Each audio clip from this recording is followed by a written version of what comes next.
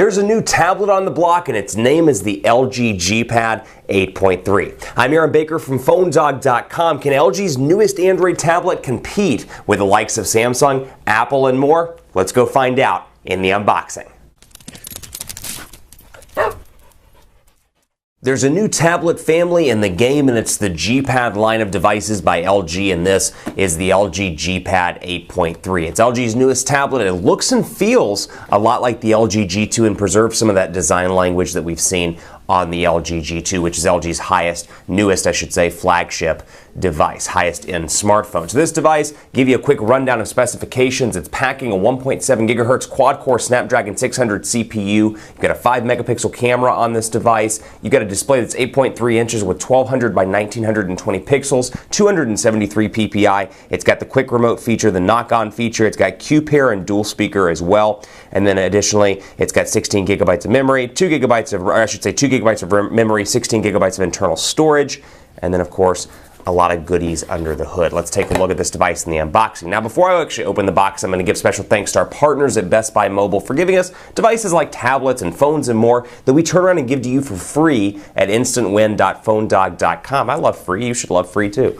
When you go into Best Buy Mobile, you'll walk out working, whether it's a tablet or smartphone you're buying. They'll make sure you walk out the door, set up, and good to go, thanks to the boys in blue, as I call them, at Best Buy Mobile. So you can see the overall design language here. We'll put this down for just a second and talk more about it in just a few, but I want to see what comes in the box as well. And it's the typical stuff here. You've got your AC adapter module. This is actually a US-based AC adapter module. USB cable, quick start guide, and that's it. A lot of cardboard down in here too. That's all you get out of the box. So nothing too exciting. The usual suspects there in the box. Let's peel off the sticker. Ooh.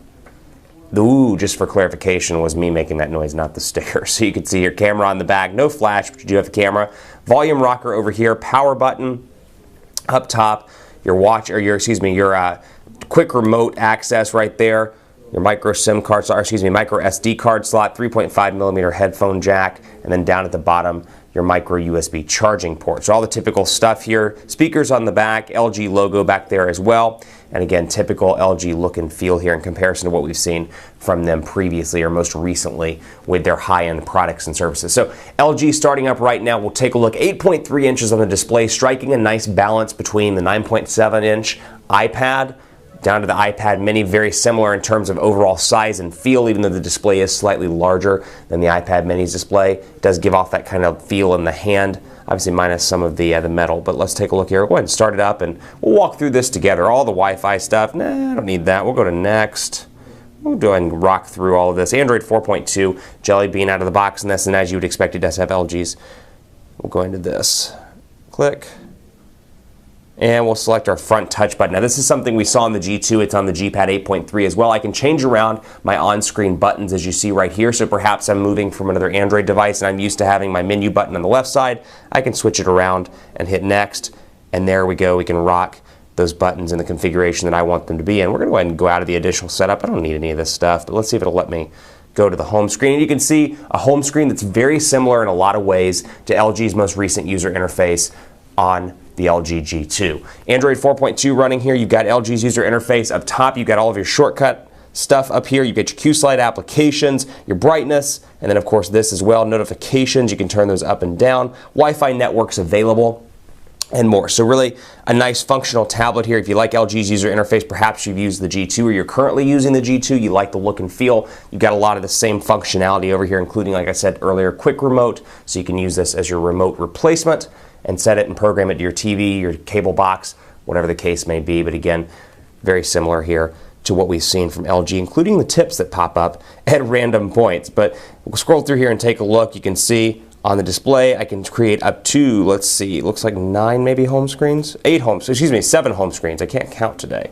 And you can see I can swipe through those, and I would expect the same personalization to be here as what we've seen on the LG G2. So I'm going to go into settings here. We'll take a look. I don't need to do that. Close tutorial. We'll go into sound, and you can see obviously because of the larger 8.3 inch display, the settings look a little bit different here. You've got your wireless network, your device, your personal stuff, all tabbed out here on the side, or all, I should say, isolated by particular type. And then of course you've got Within storage, for example, you can see this over on the display, just maximizing the 8.3-inch display, and likewise when you turn it into the landscape mode, the same thing happens. Let's take a quick look at the keyboard here as well. While I'm on that topic, we'll go into, for example, let's just say Memo. We'll start there and take a look. I'm going to add a Memo, and you can see LG's keyboard running right there on the G-Pad and its 8.3-inch display. So obviously a display that's small enough where I can use it two-handed in portrait mode, so I can say something like the Quick Brown Fox, and much like the G2, you got that dedicated numeric row up there as well. The Quick Brown Fox is happy to be on a tablet.